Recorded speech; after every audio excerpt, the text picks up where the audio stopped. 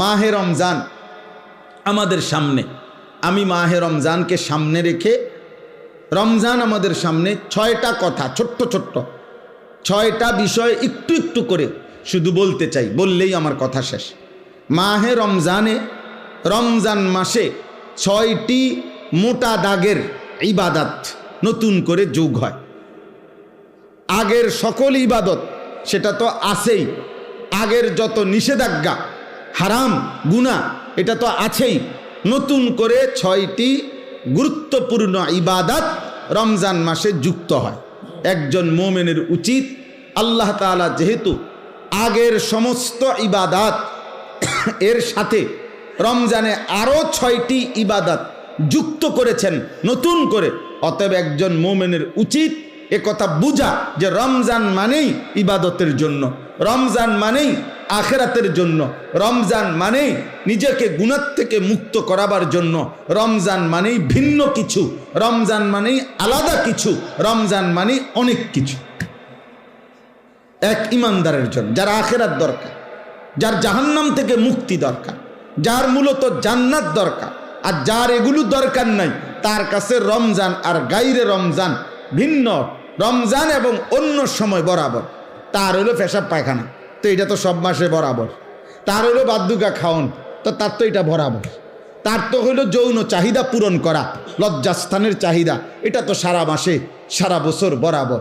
তার জীবন তো হইলো খাইছে, ঘুমাইছে, পেশাব পায়খানা করছে, যৌন চাহিদা পূরণ করছে, যখন যেভাবে, হালাল হোক আর হারাম হোক, হালাল নিজের স্ত্রী দেখা হোক আর মোবাইলের নর্তকী দেখা হোক, যেমনে হোক নিজের চাহিদা পূরণ হইলেই হয়েছে। এই যে জীবন, এইটা যাদের জীবন জন্তু জানোয়ারের মতো, তাদের জন্য রমজান কিছুই না, আলাদা কিছুই না। কিন্তু খোদার কসম, যার জাহান্নাম থেকে মুক্তি দরকার, যে বোঝে আমার আল্লাহ আছে, যে বোঝে আমার আখেরাত আছে, যে বোঝে হাসরের ময়দান হবে, বিচার হবে, একদিন আমাকে আমার আমল নামা আল্লাহর সামনে নিতে হবে, আমার জীবনের সমস্ত ভালো মন্দর হিসাব আমাকে দিতে হবে, খোদার কসম ওই ব্যক্তির জন্য রমজান অনেক কিছু, অনেক কিছু। রমজান আলাদা কিছু, রমজান আলাদা কিছু। আমাদের অনেকের জীবনে রমজান আমরা বুঝি না। রমজান মানে অতিরিক্ত বুট মুড়ি পেঁয়াজু আলুর চপ, এই না। রমজান মানে এইটুকু, বরং একজন মুমিনের জন্য অনেক বড় পাওয়া, অনেক বড় চাওয়া মাহে রমজান। এখন 6টি মোটা মোটা নতুন অতিরিক্ত ইবাদত, সেটা কি?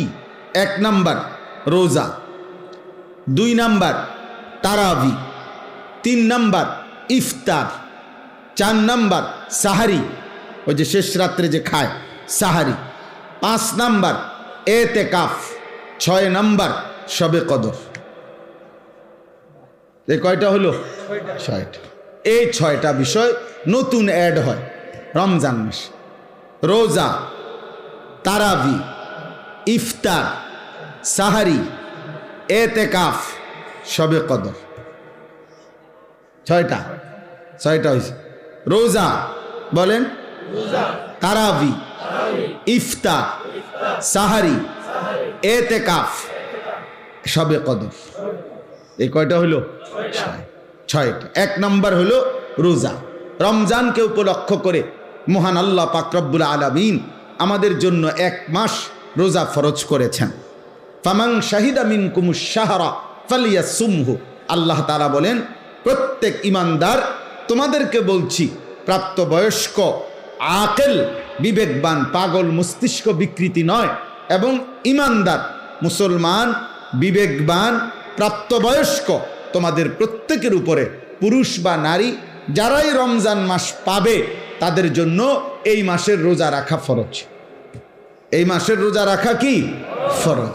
কেউ যদি প্রচণ্ড অসুস্থ হয়, কেউ যদি লম্বা পথের মুসাফির হয়, কেউ যদি অতিশয় বৃদ্ধ হয়, ইত্যাদি বিভিন্ন পরিস্থিতিতে আলাদা আলাদা হুকুম, মাসিক ঋতুস্রাব হয়, বাচ্চা জন্মগ্রহণ করে, এরপরে পেটে বাচ্চা আছে, গর্ভবতী নারী, অথবা বাচ্চাকে দুধ পান করা, ইত্যাদি ইত্যাদি আলাদা আলাদা যেদি যা আছে সেটা ওলামায়ে কেরাম থেকে জেনে নেওয়া দায়িত্ব, যে আমার এই সমস্ত প্রতিকূল ভিন্ন কোনো পরিস্থিতিতে রোজার হুকুম কি, তো সেটা উনি জেনে নেবেন। ওগুলোর জন্য আলাদা আলাদা কোরআন এবং সুন্নাহর মধ্যে ওলামায়ে কেরামের নিকটে বিস্তারিত মাসআলা বর্ণনা আছে।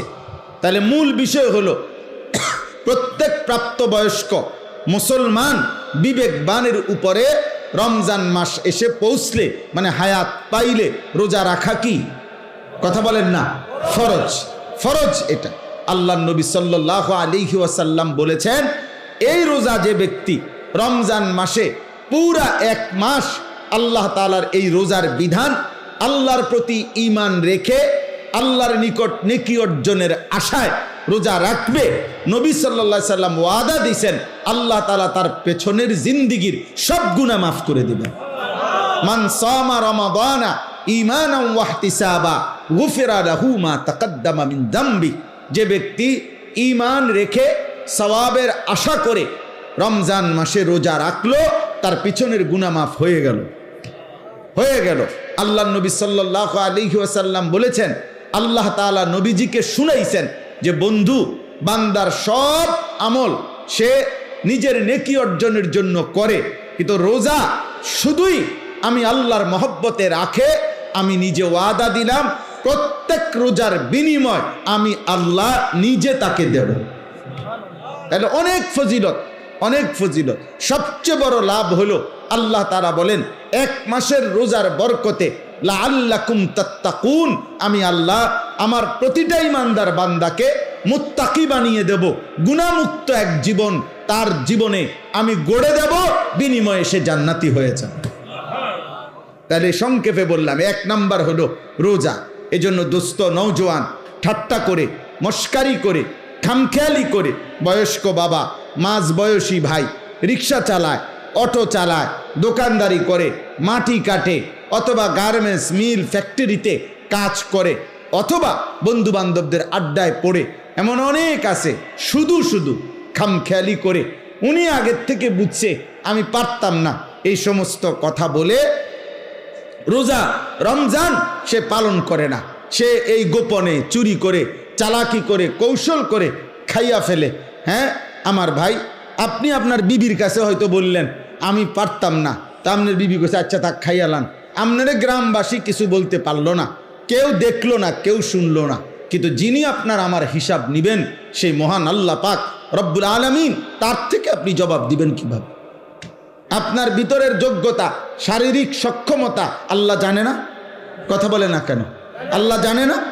তো আল্লাহ তাআলা কোরআনুল কারীমের মধ্যে বলছে রমজানের রোজার বিধান দিতে গিয়ে ইউরিদুল্লাহু বিকুমুল ইউসরা ওয়ালা ইউরিদু বিকুমুল উসরা। আল্লাহ বলে বান্দা বিশ্বাস করো, আমি তোমাদের উপরে মোটেই কঠিন করতে চাই নাই, বরং আমি আল্লাহ চেয়েছি তোমাদের জন্য সহজ করতে। কি করতে বলেন? অতএব রোজা, রমজানের রোজা কোনো যুক্তিতেই কঠিন হইতে পারে না, বরং কারো কোনো দুর্বলতা, অক্ষমতা, অসুস্থতা, যেই কোনো রকমের সমস্যার কারণে মাসআলার ভিন্নতা কোরআন সুন্নাহর মধ্যে আছে, ওনার দায়িত্ব সেটা জেনে নেওয়া। কিন্তু ইচ্ছা করে রমজান মাসে আবদার জানাইতে হয় যে দোকানপাট, হোটেল, রেস্তোরাঁ খুলবেন না। হায় মুসলমান, এতটুকু নির্লজ্জ একজন মুসলমান কেমনে হয়? আপনার কাছে এটা আবদার জানাইতে হবে কেন? আপনি একজন মুসলমান না? এদ্দুর বিবেক, এদ্দুর আকল একজন মুসলমানের এতটুকু হবে না? এটা কথা হইল? এই জন্য আমাদের প্রত্যেকটা ছেলে দোস্ত, তোমাদের কাছে অনুরোধ, প্রত্যেকেই নিয়ত করেন যে ইনশাআল্লাহ আমরা রমজানের পুরা 1 মাস রোজা রাখবো ইনশাআল্লাহ। বলেন ইনশাআল্লাহ। ছেলেরা বলো ভাই ইনশাআল্লাহ। অনেক বরকত। সবচেয়ে বড় কথা হলো যুবকদের জন্য রোজার একটা বড় ফায়দা কি? রাসূলুল্লাহ সাল্লাল্লাহু আলাইহি সাল্লাম স্পষ্ট বলছেন, ফাইন্নাহু লাহু বিজাউন, কোন ব্যক্তির যৌন চাহিদা নিয়ন্ত্রণ করার ক্ষেত্রে, নারীর প্রতি আকর্ষণ, নারীর প্রতি চাহিদা, জিনা ব্যভিচারের আগ্রহ, অসৎ চরিত্রহীন লম্পট্ট নিজের নফসের চাহিদাকে হারাম চাহিদাকে দমন করার জন্য, নিয়ন্ত্রণ করার জন্য রাসূলুল্লাহ সাল্লাল্লাহু আলাইহি ওয়াসাল্লাম বলেছেন রোজা একটি কার্যকর মাধ্যম।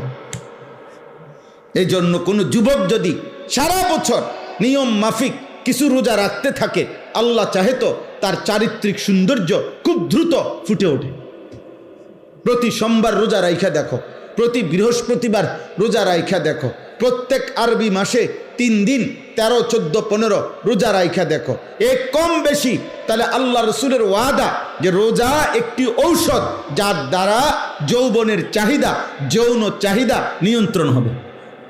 আর রাসূলুল্লাহ সাল্লাল্লাহু আলাইহি সাল্লামের কথা মিথ্যা হইতে পারে না, নবীজির কথা কি হইতে পারে না, মিথ্যা হইতে পারে না।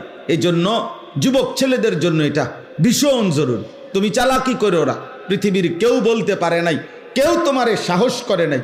তোমারে জিজ্ঞাসা করছে তোমার বাবা মা রোজা রাখতি না? রাখতাম না। আর কি কিনলে রাখতাম না কইছি। আমের এত কথার দরকার কি? না, কারোই কোনো দরকার নাই, তোমারই দরকার তোমার আল্লাহর কাছে হিসাব দেওয়া। তোমার মতো মাতবর, এর চাইতে বড় মাতবর পৃথিবীর থেকে হারায় গেছে, হারায় গেছে। আজরাইল তোমার আমার চাইতেও বড় ক্ষমতাধরদেরকে এই দুনিয়া থেকে ধাক্কা দিয়া কবরস্থানে ফেলাই দিছে। অতএব মাতবরির কিছু নাই, অহংকারীর কিচ্ছু নাই, অহংকারের কিচ্ছু নাই।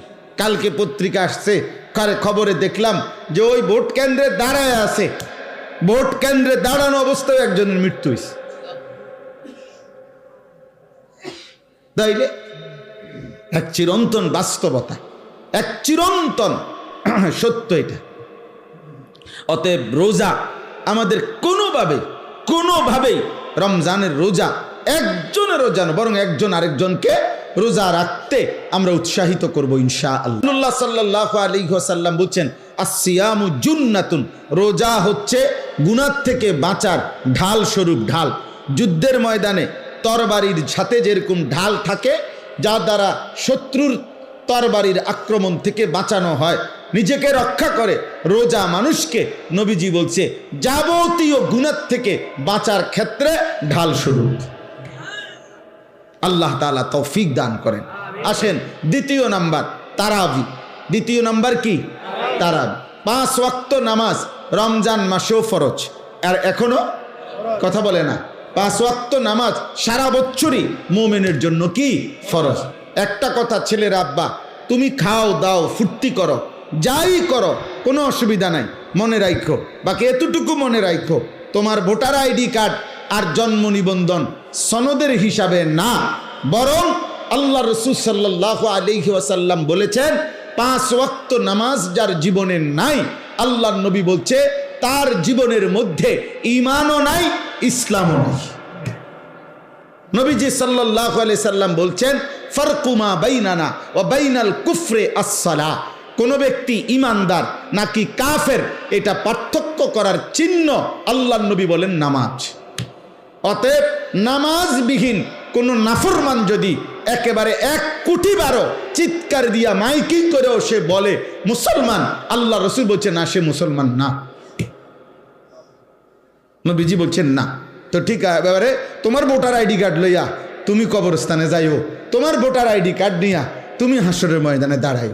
দুনিয়ায় তো ভোগ করো, আহামরি তো আর কিচ্ছু না, কেউই তো আর অতিরিক্ত।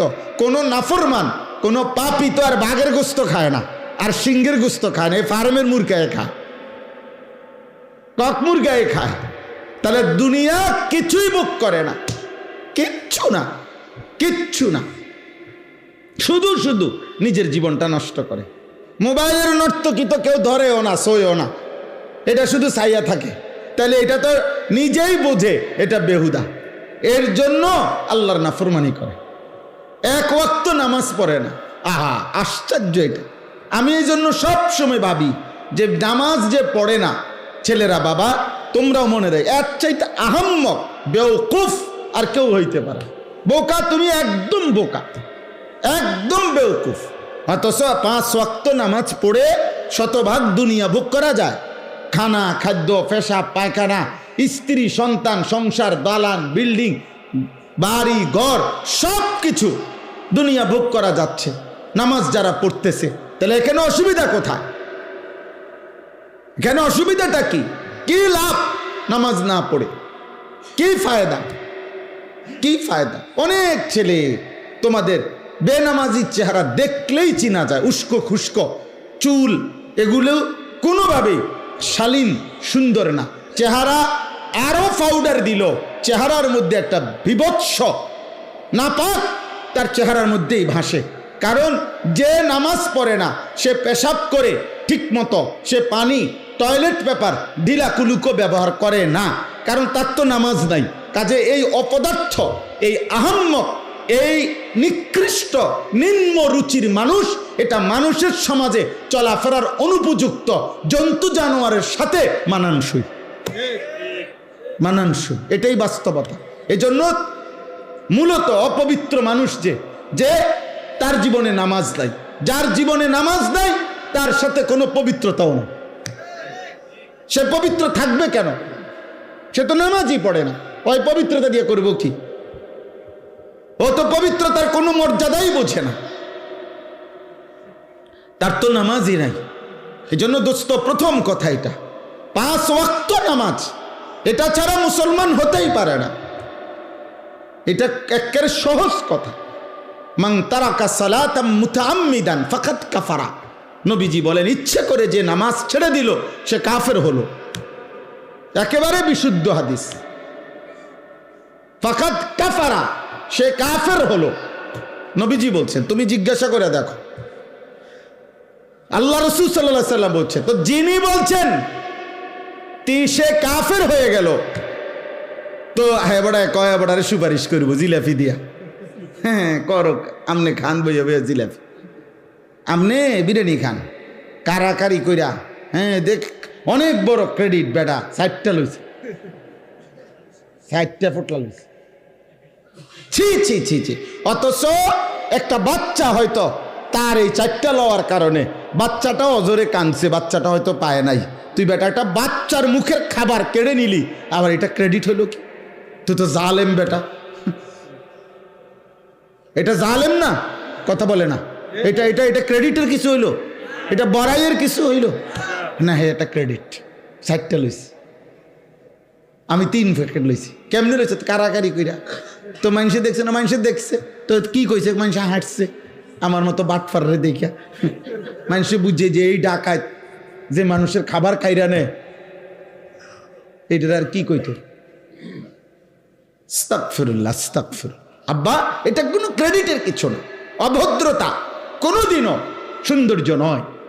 এজন্য পৃথিবীতে এ কথা পরীক্ষিত কথা, যে নারী বেপর্দা, বেপর্দা নারী, বেপর্দা সৌন্দর্য নয়, বরং অসভ্যতা। যে নারী বেপর্দা হয়, যে নারী তার শরীর রূপ যৌবন দেখায়, এটা সৌন্দর্য হইতে পারে না, সৌন্দর্য হইতে পারে না, এটা অসভ্যতা, এটা নোংরামি, এটা বেহায়াপনা, নষ্টামি ছাড়া আর কিছু না। এটা নষ্টামি, এটা খবিস, এটা খবিস, খবিস।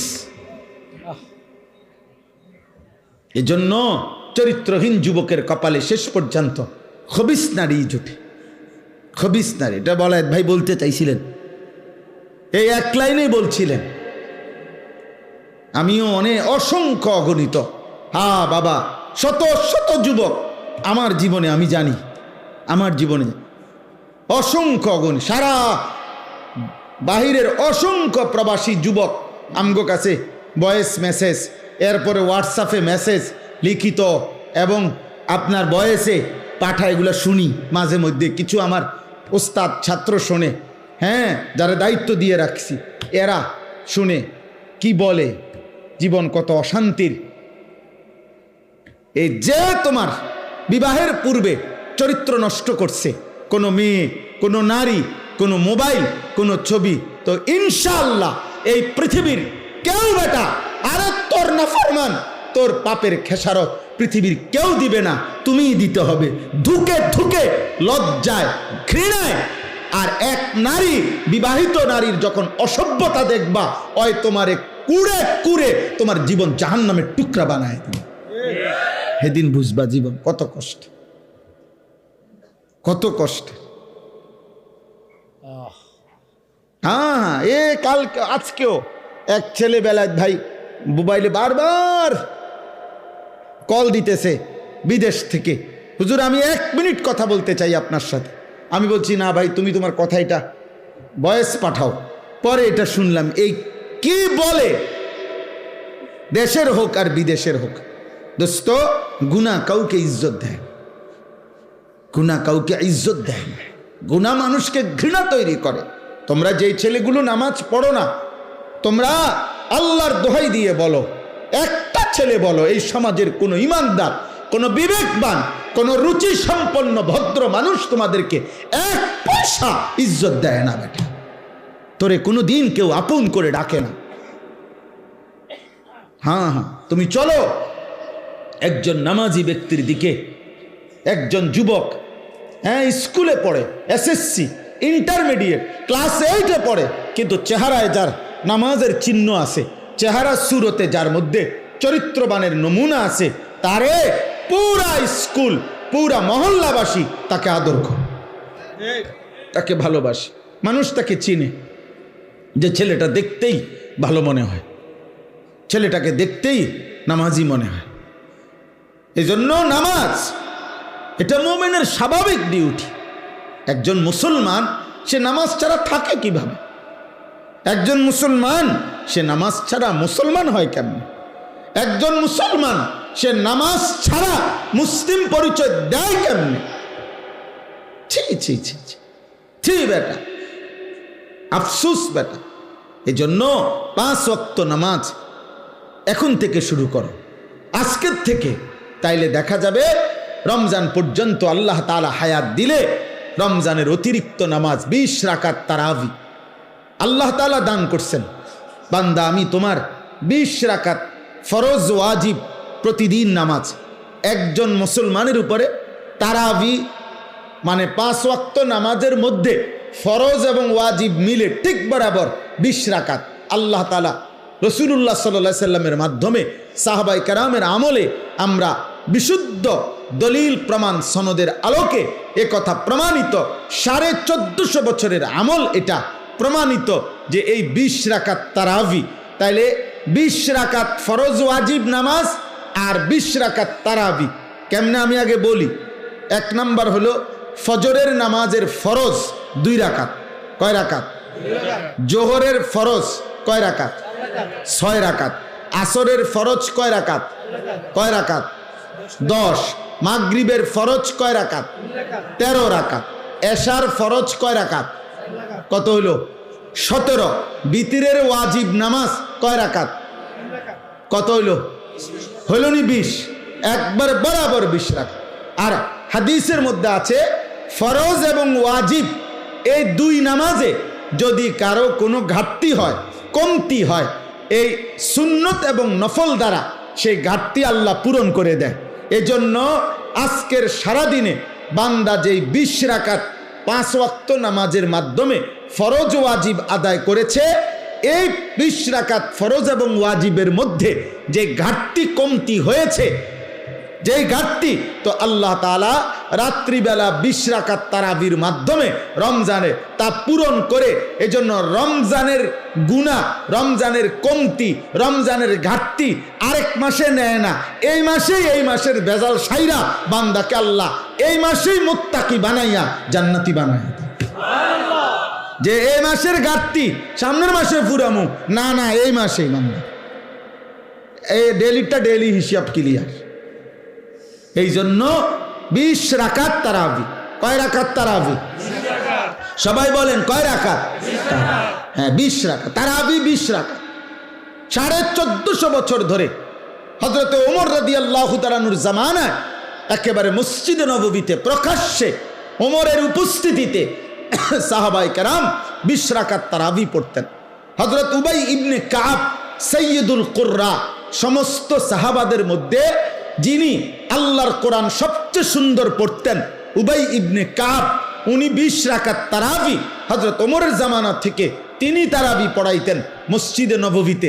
সাহাবায়ে কেরাম 20 রাকাত তারাবি পড়তেন। 1450 বছর ধরে উম্মতের সংখ্যাগরিষ্ঠ উলামায়ে কেরাম 20 রাকাতই তারাবি সারা পৃথিবীতে পড়ে থাকেন। অতএব 20 রাকাতই তারাবি। এর চাইতে কম এর চাইতে বেশি যিনি বলে আপনার দায়িত্ব হলো উনার থেকে দলিল বুঝে নেওয়া, আমার দায়িত্ব না। আমি মসজিদে আজকেও বলছি, কেউ যদি বলে হুজুর অমুক হুজুরে আপনার কি ভুল বলছিনি, তা আমার প্রশ্ন হলো আপনি উনি ভুল বলছিনি এটা আমারে জিগাবেন কেন? আমি ভুল বলছি কিনা এটা না আমার থেকে বুঝে নিব। কথা বোঝেন নাই? আপনারা ওনারে আপনার হুজুর মনে হইলো, তা আমি কি বাস স্টেশনে টিয়া উঠাই নাকি? তো আমি কি মূলে বেচ চাইছি নাকি? তো তাইলে আমি বুঝবো না কেন? আমার আপনার হুজুর মনে হইল না কেন? এই জন্য এটা কোনো কথা না, বরং 1450 বছরের ওলামায়ে কেরাম সংখ্যাগরিষ্ঠ ওলামাদের এটাই কথা যে তারাবি কয় রাকাত? 20 রাকাত। অতএব প্রিয় ভাই ছেলেরা, বাবা তোমাদের কাছেও বলি, আব্বা প্রতিদিন সারাদিন রোজা রাখবা, 5 ওয়াক্ত নামাজ পড়ো এবং রাত্রিবেলা ইহতেমামের সাথে 20 রাকাত তারাবি আদায় করো। আল্লাহ তৌফিক দান করে। রাসূলুল্লাহ সাল্লাল্লাহু আলাইহি সাল্লাম বলেন, ওমান কামা রমাদানা ঈমানান ওয়া ইহতিসাবা গুফিরা লাহু মা তাকদ্দামা মিন যামবি। রমজান মাসের রাতে যে ব্যক্তি তারাবি পড়লো আল্লাহর প্রতি ঈমান রেখে সওয়াবের আশায়, আল্লাহ এই তারাবির বরকতেও তার পিছনের সব গুনাহ মাফ করে দিলেন। এই জন্য তারাবি অনেক গুরুত্বপূর্ণ, অনেক গুরুত্বপূর্ণ, অনেক গুরুত্বপূর্ণ। তারাবির নামাজের সাথে সাথে আল্লাহর কোরআন 1 খতম কমপক্ষে তারাবির নামাজে পড়া শোনা, এটা গুরুত্বপূর্ণ একটি সুন্নাত। এজন্য যুগ যুগ ধরে আল্লাহর কোরআনের তিলাওয়াত খতম আউলিয়ায়ে কেরাম, বুজুর্গানে দিন, সাহাবা পরবর্তী জামানা থেকে উম্মতের উলামারা তারাবির নামাজের এই 20 রাকাতে ধারাবাহিক আল্লাহর কোরআনের খতম শুনতে থাকেন। আমাদেরও উচিত এদিকে যত্নবান হওয়া। আল্লাহ আমাদেরকে তৌফিক দান করেন। 3 নাম্বার ইফতার। ইফতার যেটা সারাদিন রোজা রেখে রোজা যখন ভাঙ্গে ওই টাইমটাকেই বলা হয় ইফতার। ইফতার একটি সুন্নাত আমল। রাসূলুল্লাহ সাল্লাল্লাহু আলাইহি ওয়াসাল্লাম বলেন, আমার উম্মত ততক্ষণ পর্যন্ত কল্যাণের উপরে থাকবে যতক্ষণ তারা জলদি জলদি ইফতার করবে। এজন্য ইফতারের সময় তাড়াতাড়ি ইফতার করা, মানে টাইম হলে দেরি না করা, এটা সুন্নাত। আর ইফতারের আগ মুহূর্তে দোয়ায় লেগে থাকা, এটা একটা গুরুত্বপূর্ণ সুন্নাত আমল, এবং এই সময়ের দোয়া আল্লাহ তাআলা কবুল করে। এই জন্য মা বোনদের উচিত, আমাদের সমাজের সবচেয়ে বেশি গাফলতি হইল মহিলাদেরকে ইফতারের পূর্বের এই দোয়ার সুযোগ দেওয়া হয় না। হয় মহিলা নিজে সুযোগটা নেয় না, অথবা পুরুষরা তাকে দিতে চায় না। মানে ইফতারের আজান দিয়া ফেলছে, মহিলা তখনও হয় পেঁয়াজু, নয় আলুর চপ, নয় বেগুনি, নয় একটা না একটা কিছু ভাজতেই থাকে, ভাজতেই থাকে। আহারে মা বোন, তো তোমার কি আখেরাত নাই? তোমার জীবন বুঝি এই পুরা রমজানটাও বুঝি এই আলুর চপে আর বেগুনিতেই চলে গেল? হ্যাঁ, এইভাবে শুধু পেঁয়াজুতে চলে গেল, এটা তো ঠিক না। বরং ঘরের নারী পুরুষ, স্ত্রী কন্যা, ছেলে মেয়ে প্রত্যেকের উচিত ইফতারের 10 মিনিট আগে, 20 মিনিট আগে সমস্ত ব্যস্ততা ছেড়ে দিয়ে তাদের প্রত্যেকের উচিত এই সময়টা মনোযোগ দিয়ে দোয়ায় লেগে থাকা। মহিলারও দোয়া দরকার, পুরুষেরও দোয়া দরকার। আপনাদের কাছে পুরুষ যারা স্বামী, যাদের স্ত্রী আছে, যাদের কন্যা আছে, যাদের বোন আছে, মা আছে, আপনারা তাদেরকে গুরুত্ব দিয়ে অনুরোধ করবেন যে এই টাইমটা যেন তারা দোয়া করে ইফতারের আগে। মা বাচ্চাগুলোকে নিয়ে দোয়া করুক, স্বামী তার স্ত্রী এবং সন্তানদেরকে নিয়ে দোয়া করেন, স্ত্রী তার বাচ্চাগুলোকে নিয়ে দোয়া করেন। এভাবে ঘরওয়ালারা নিজেরা নিজেরা দোয়ার অভ্যস্ত হন। আল্লাহ তাআলা বান্দার দোয়া ইফতারের পূর্ব মুহূর্তে কবুল করে। 4 নাম্বার সাহারি, মানে শেষ রাত্রিতে খাবার খাওয়া। রাসূলুল্লাহ সাল্লাল্লাহু আলাইহি সাল্লাম বলেন, ইহুদিরাও রোজা রাখে, আমরা মুসলমানরাও রোজা রাখি, কিন্তু পার্থক্য হলো ইহুদিরা সাহারি খায় না আর আমরা সাহারি খাই। এজন্য সাহারি এটা ঈমান এবং কুফরের একটা চিহ্ন। মানে বেঈমানরা, ইহুদিরা রোজা রেখে কিন্তু সাহারি খায় না, ঈমানদার মুসলমান রোজা রাখে, সাহারি খায়। নবী সাল্লাল্লাহু আলাইহি সাল্লাম বলেন, তোমরা রোজা রমজানে সাহারি খেও, তাসাহারু, সাহারি খাও। কেন? ফা ইন্না ফিস সাহুরে বারাকা, শুনে নাও যে নিশ্চয়ই সাহারির মধ্যে তোমাদের জন্য বরকত রয়েছে। তাহলে সাহারি শুধু খাবার না, সাহারি একটা ইবাদত। সাহারি একটা কি বলেন না? ইবাদত। ইফতার শুধু খাবার না, ইফতার একটা কি? ইবাদত। তাহলে কয়টা হইল? 4টা। রোজা, তারাবি, ইফতার, সাহারি। আর 5 নাম্বার হলো এতেকাফ। রমজান মাসের শেষ দশকে, শেষ 10 দিন আল্লাহর ঘর মসজিদে এতেকাফ করা। আল্লাহর নবী সাল্লাল্লাহু আলাইহি ওয়াসাল্লাম মদিনার মধ্যে মোট 10 বছর ছিলেন। 10ম বৎসর ইন্তেকাল করছেন। এই জন্য পুরা বছর হিসাবে 9 বছর, আর 10 নাম্বার বছর ইন্তেকাল করেছেন। এই জন্য নবী সাল্লাল্লাহু আলাইহি সাল্লাম মদিনার 9 বৎসরে কোন বছর রমজানের শেষ দশকে মৃত্যু পর্যন্ত তিনি এতেকাফ ছাড়েন নাই। আল্লাহর নবী সাল্লাল্লাহু আলাইহি সাল্লাম প্রত্যেক বছর রমজানের শেষ 10 দিন এতেকাফ করতেন। এর মধ্যে নবীজি সাল্লাল্লাহু আলাইহি সাল্লাম প্রথম বছর পুরা 1 মাস, ওই শার্টওয়ালা ভাই তুমি মোবাইল টিপো না, ওই ছেলে ভাইয়া তুমি বাইরে চলে যাও, ভাই তো হাসো না, ব্যাককলের মতো হাসো কেন? তুমি বাইরে যাও, আব্বা মোবাইল টিপতে তো মানা নাই, বাইরে যাও। আস্তাগফিরুল্লাহ, আস্তাগফিরুল্লাহ। আরে ভাইয়া বাইরে গিয়া মোবাইল টিপো, আমি তো তোমারে বাধা দিচ্ছি না। জি চলো ভাই। তা এরপরে কি বললাম? এতেকাফ, রমজান মাসের শেষ দশক এতেকাফ করা। রাসূলুল্লাহ সাল্লাল্লাহু আলাইহি সাল্লাম প্রথম বছর এতেকাফ করেছেন পুরা 1 মাস, পুরা রমজান। আর ইন্তেকাল করেছেন যেই বছর, ওই বছর এতেকাফ করেছেন 20 দিন। তাহলে কখনোই তিনি এতেকাফ ছাড়ে নাই। আর বরঞ্চ 1 বছর এতেকাফ করছে পুরা 1 মাস, আর শেষ বছর এতেকাফ করছে 20 দিন। তাহলে ছেড়ে দিছে কোন বছর? কোন বছর ছাড়েন নাই কখনো তিনি। এবং আল্লাহ নবী সাল্লাল্লাহু আলাইহি সাল্লামের স্ত্রী আম্মা জান আয়েশা রাদিয়াল্লাহু তাআলা আনহা বলেন যে আল্লাহ নবী মৃত্যু পর্যন্ত এতেকাফ করেছেন, এবং নবীজির পরে নবীজির সকল বিবিগণ ওনারাও মৃত্যু পর্যন্ত, নবীর স্ত্রীগণও এতেকাফ করেছে। এতেকাফ নবীর বিবিগণও ছাড়েন নাই। তাহলে যেটা এত গুরুত্বপূর্ণ, আমাদের সমাজে এই ব্যাপারে প্রচন্ড পরিমাণ গাফলতি। নবীজি সাল্লাল্লাহু আলাইহি সাল্লামের ভালোবাসার দাবিদার অভাব নাই, কিন্তু আল্লাহর নবী কোনোদিন মৃত্যু পর্যন্ত এতেকাফ ছাড়ে নাই। আপনি আমি কোনোদিন করি নাই, তাহলে নবীর সামনে দাঁড়াইবেন কেমনে? তিনি যদি বলে যে উম্মত আমি কোনোদিন ছাড়লাম, কোনোদিন করলা না, তো তুমি আমার লগে মহব্বতের কেমনে মিলল? এই জন্য একজন ইমানদার 2013 সালে আমার শায়েখ আল্লামা মুফতি মুশতাকুন নবী কাসেমি হুজুর আমারে বলছিলেন এই কথাইটা 13 সালে, আজ থেকে প্রায় কত 13 বছর আগে। তখন হুজুর আমারে বলছিলেন, মাওলানা নবী কখনো এতেকাফ ছাড়ে নাই, আপনি কখনো এতেকাফ, তখন বলছিল করেন নাই, কেমনে বলবেন? নবীজির সামনে কি জবাব দিবেন? সেই দিন থেকে আলহামদুলিল্লাহ আমি গত বছর পর্যন্ত আর কোনো দিন আমার এতেকাফ ছোটে নাই। এবং এবছরও আল্লাহ হায়াত দিলে পূর্ণ নিয়ত আছে।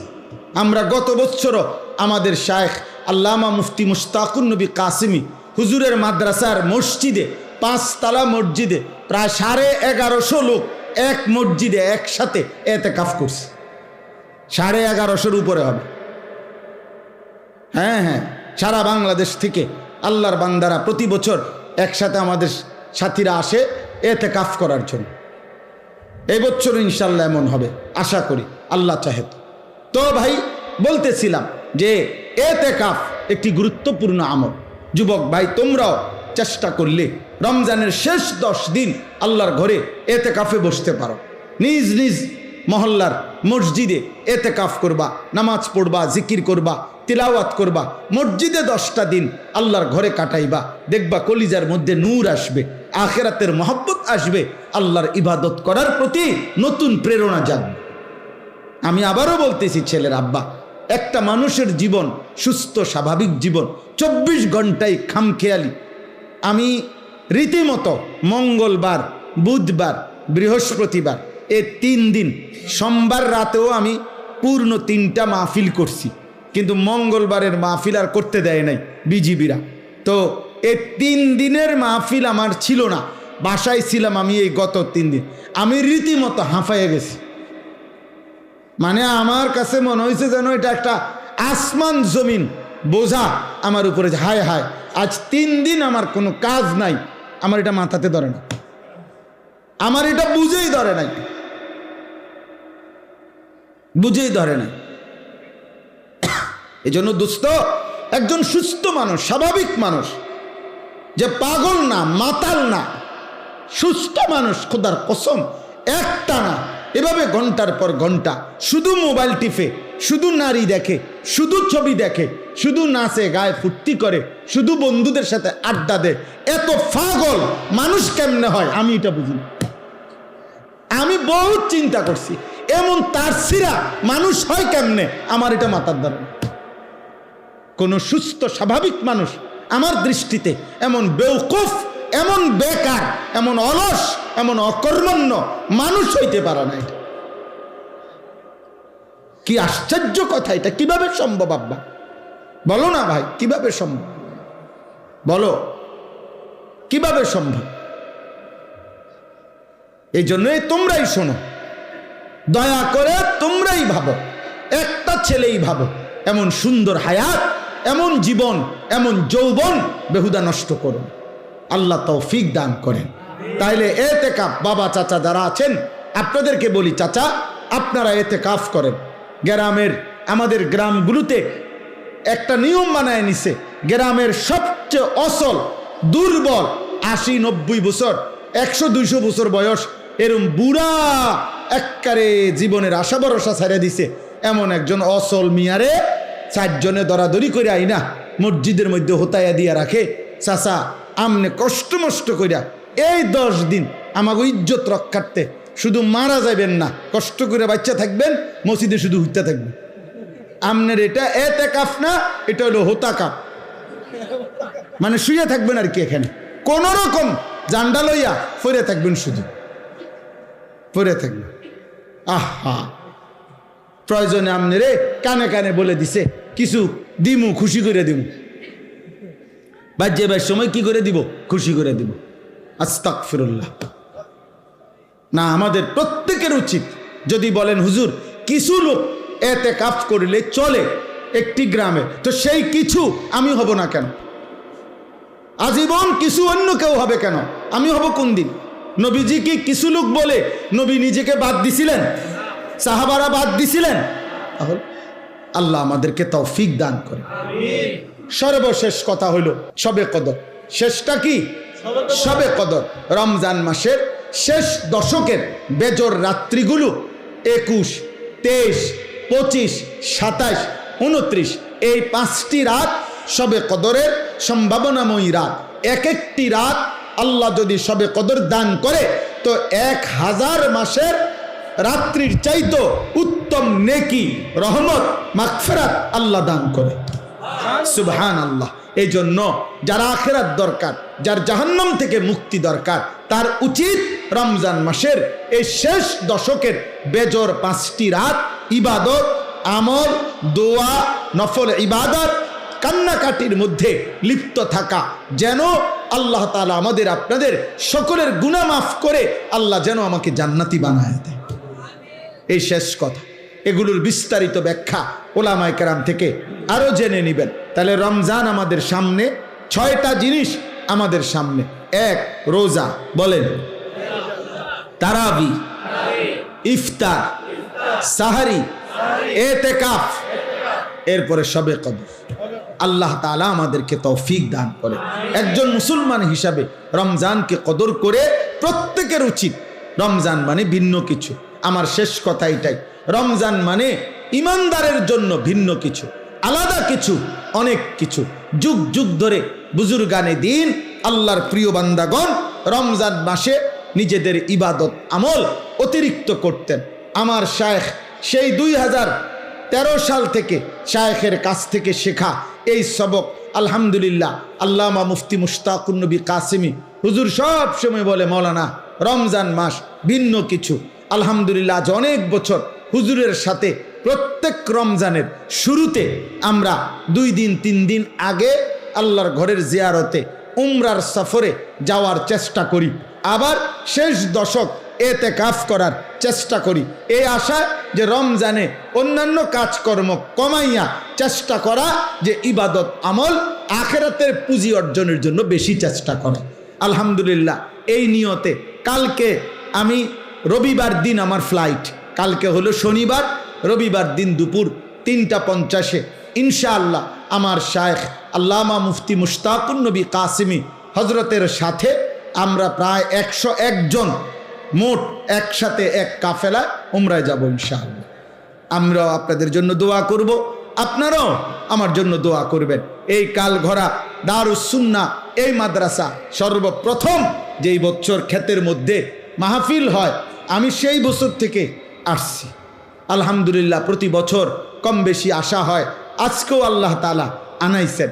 ছেলেরা আমার, বাবারা আমার, সবার কাছে কথা, এই আমার শেষ কথা, যে এই চোখ একজন মোমেন হিসাবে, মুসলমান হিসাবে এই চোখ আল্লাহ যাকে দান করছেন তার উচিত এই নিয়ত করা দিল থেকে যে আল্লাহ আপনার ঘর কালো গিলাফ আমাকে দেখতে দিয়েন, মদিনার সবুজ গম্বুজ রসুলের রওজা আমারে দেখতে দিয়ে।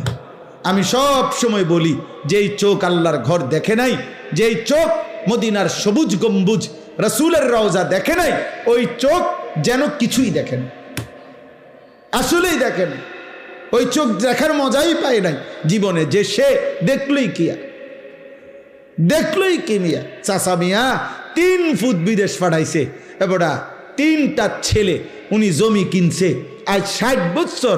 আহা, চাচার কোনোদিন কলজাটার ভিতরে মালিকের ঘরের কথাও মনে পড়ে না।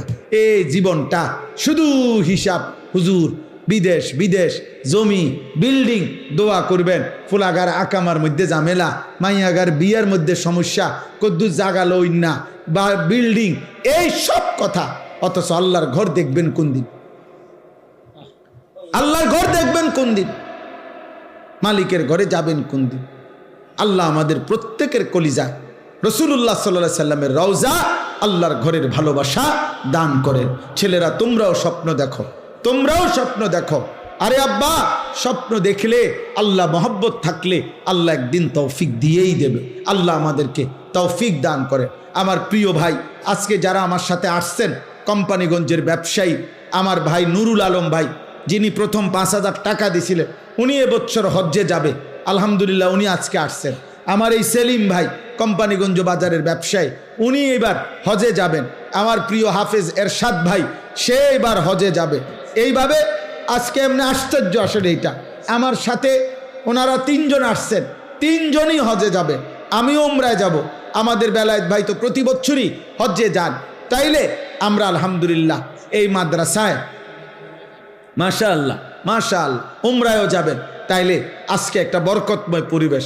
আমি নিজেও ভাবছি যে গিয়া হয়তো অল্প একটু সময় 2-4 কথা বলে চলে আসব, কিন্তু মাশাআল্লাহ কম মানুষের ভিতরে আপনারা যে দান করেছেন, এটা আমার কাছে খুব ভালো লাগছে, খুব ভালো লাগছে। একটা সময় এই মাদ্রাসার শুরুর সেই ইতিহাস, অনেক করুণ ইতিহাস, অনেক ঝড় ঝাপটা, অনেক ধাক্কা, অনেক পেরেশানি, অনেক অস্থিরতা নিয়ে এই মাদ্রাসাটার শুরু। আলহামদুলিল্লাহ আজকে আপনাদের ভালোবাসা মাদ্রাসার প্রতি বাড়ছে, বলেন আলহামদুলিল্লাহ। বুঝাই যায়। আমি বেলায়েত ভাইরে বলছি যে চলেন একসাথে দুজনে ছেলেগুলারে পাগড়ি দেই। এরপরে বললাম দুজনে মিল্লা কালেকশানে করি, যেটা উনি বললেন। আমি তো ব্যক্তিগতভাবে এত লম্বা সময় থাকি না কোথাও, কিন্তু আজকে এটাই মাহফিল, বললাম তো এমনি আসলাম। তো আলহামদুলিল্লাহ আশা হইল আল্লাহ তাআলা আপনাদের সবাইকে বরকত দান করেন। যেই 10টা বাচ্চা হাফেজে কোরআন হিসাবে পাগড়ি দেওয়া হলো, আল্লাহ তাদেরকে জগৎ বাছা হাফেজ, আলেম, মুত্তাকি, আরেফ, রব্বানি বানায় দেন। মাদ্রাসার ওস্তাদ, মাদ্রাসার শিক্ষক, মাদ্রাসার এলাকাবাসী যারা যেভাবে সহযোগিতা করছেন, আল্লাহ তাদের সবাইকে কবুল করেন। নওজওয়ান ছেলে, কিশোর যুবক, তোমাদের কাছে অনুরোধ, জি তোমরা প্রত্যেকে তোমাদের কাছে অনুরোধ, ছেলেরা তোমরা এক, নিজের জীবন নষ্ট করো না, দুই, নিজেদেরকে এই শেষ জামানায় ওলামায়ে কেরাম মাদ্রাসার পরিবেশে সাথে মিলায় রাখো। একদিন নাইলে পথ হারাইয়া ফেলবা। একদিন সত্যি বললাম আব্বা, জীবন চলার পথে এমন জায়গায় গিয়া থামবা যেদিন আর অন্ধকার ছাড়া আর কিছুই দেখবা নারীও ধোকা, মোবাইলও ধোকা, বন্ধুরাও ধোকা। আমার সেই ছোটবেলার প্রাইমারি স্কুলের একটা ক্লাসমেটও আজ আমার সাথে কেউ নাই। আমার ছাত্র জীবনের কেউ আমার মাদ্রাসাতেও থাকে না, আমার সাথেও কেউ থাকে না। আমার সেই ছোটবেলার বন্ধুরা সব কে কোথায় আছে কে জানে, কে জানে। এই যে মহিউদ্দিন ভাই বয়ান করলেন এতক্ষণ, উনি আমার মেজো ভাইয়ের ক্লাসমেট, আমার বড়জন, আমার ইমিডিয়েটলি বড়জন যিনি ছিলেন আমার ভাই মাওলানা হাবিবুর রহমান আশরাফি, ওনার একবার ক্লাসমেট। আমি ওনারে চিনি আমি, কিন্তু মনে নাই, প্রথম এখানে এসে দেখার পরে তারপরে মনে হয়েছে উনি একসময় আপনার ধামতি মাদ্রাসার সেরা ছাত্রদের অন্যতম ছাত্র ছিল, মেধাবী ছাত্র ছিল, এবং এখানে নারায়ণপুর মাদ্রাসার মধ্যেও দীর্ঘদিন শিক্ষকতা করেছেন, এখন ঢাকা তামিরুল মিল্লাতে আছেন। তাইলে আজ দেখে মনে পড়ল জীবন চলার পথে কে কোথায়। কিছুদিন আগে আমার এক জগন্নাথ বিশ্ববিদ্যালয় ঢাকা, ওইখান থেকে এক লেকচারার, ওইখানকার টিচার আমার নাম্বারে কল দিছে। কল দিয়ে বলতেছে যে হুজুরা ভাই, আমি আপনার কাছ থেকে একটা ইনফরমেশন চাই। ছোটবেলায় আপনি চতুর্থ শ্রেণী, ইয়াজ দাহুম বলতাম আমরা, আপনি ছোটবেলায় লক্ষ্মীপুর টুমচর মাদ্রাসায় পড়ছেন কিনা? আমি বললাম হ্যাঁ, আমি ছোটবেলায় চতুর্থ শ্রেণী টুমচর মাদ্রাসায় পড়ছি। তো বলতেছে যে ওই সময় যে আপনার একজন ক্লাসমেট ছিল আহসানুল্লাহ নাম, শরীয়তপুর বাড়ি, আপনার কি তার কথা মনে আছে? আমি বললাম হ্যাঁ মনে আছে, একটু শ্যামলা করে আমার সাথী ছিল, ও খুব মেধাবী ছাত্র ছিল। আমি আপনার সেই ক্লাসমেট, এখন জগন্নাথের শিক্ষক। আমি আপনার ওই মোবাইলে ওয়াজ দেখতে দেখতে আমার আইডিয়া হয়েছে যে তুমি আমার সেই ছোটবেলার দোস্ত, চতুর্থ শ্রেণীর সেই আনিস। তাইলে এই যে জীবন চলার পথে কে যে কোথায় হারায় গেছে, হয়তো কখনো দেখা হয়, কখনো দেখা হয় না। আব্বা, আমিও একা, তুমিও একা। একদিন থাইমা যাইবা, একদিন থাইমা যাইবা আব্বা, একদিন মোবাইল থেমে যাবে, একদিন আড্ডাবাজি থেমে যাবে। আও ভাই মেহমানরা আসো, এখন কিছু মেহমান ঢুকবে, বুঝছেন না? কিছু মেহমান আছে মাহফিলে থাকে, যারা আপনার মেহমান হিসাবে ঘোরে, যে যদি শুনে যে হ্যাঁ জি, তো এই কারণে এইটা ভাই, তো মেহমান হিসাবে কদর করা উচিত। ওরা আল্লাহ তাআলা এই মেহমানদেরকেও বরকত দান করেন, আল্লাহ মেহমানদেরকেও হায়া লজ্জা শরম দান করেন। জি, তো সর্বশেষ কথা হলো যে মাদ্রাসা আমাদের সবার ভালোবাসা। আলহামদুলিল্লাহ, মাদ্রাসার এই নতুন ঘর তৈরি করা হচ্ছে। সবার কাছে অনুরোধ, আপনারা আপনাদের ছেলেদেরকে, মেয়েদেরকে, আপনাদের সন্তানদেরকে আপনারা মাদ্রাসায় পড়ান। বাবা, আল্লাহর কোরআনের সাথে কোনো বিরোধিতা হয় না, রাসূলুল্লাহ সাল্লাল্লাহু আলাইহি সাল্লামের হাদিসের সাথে কোনো আসলেই কোনো বিরোধিতা হয় না। আল্লাহর কোরআন শিখবে বিশুদ্ধ, এটাই বাস্তবতা। আজকের পৃথিবীতে সারা পৃথিবী এটা জানে, বিশেষ করে গোটা আরব বিশ্ব জানে আমাদের এই নুরানি পদ্ধতি এবং এই মাদ্রাসাগুলোর নুরানি পদ্ধতিতে যে পড়ানো হয়, এর দ্বারা যেই কোরআন শরীফ বিশুদ্ধ করা হয়, এটা আজকে সারা বিশ্বে একটি প্রতিষ্ঠিত কথা যে নুরানি পদ্ধতিতে এবং আমাদের এই মাদ্রাসাগুলোর পদ্ধতিতে, আমাদের কওমি মাদ্রাসার পদ্ধতিতে সবচেয়ে বেশি কোরআন শরীফ বিশুদ্ধ শিখানো হয়। এটা সারা পৃথিবী বিখ্যাত, আলহামদুলিল্লাহ। অতএব আপনারা আপনাদের ছেলেদের আখিরাতের জন্য, আল্লাহর কোরআন শিখবার জন্য, দ্বীন শিখবার জন্য আপনারা মাদ্রাসায় ভর্তি করাবেন। আল্লাহ তাআলা আপনাদেরকে তৌফিক দান করেন, কবুল করেন। আল্লাহ এই মাদ্রাসায় ভরপুর বরকত দান করেন, মাদ্রাসার জরুরত আল্লাহ তাআলা পূরণ করে দেন, আমিন।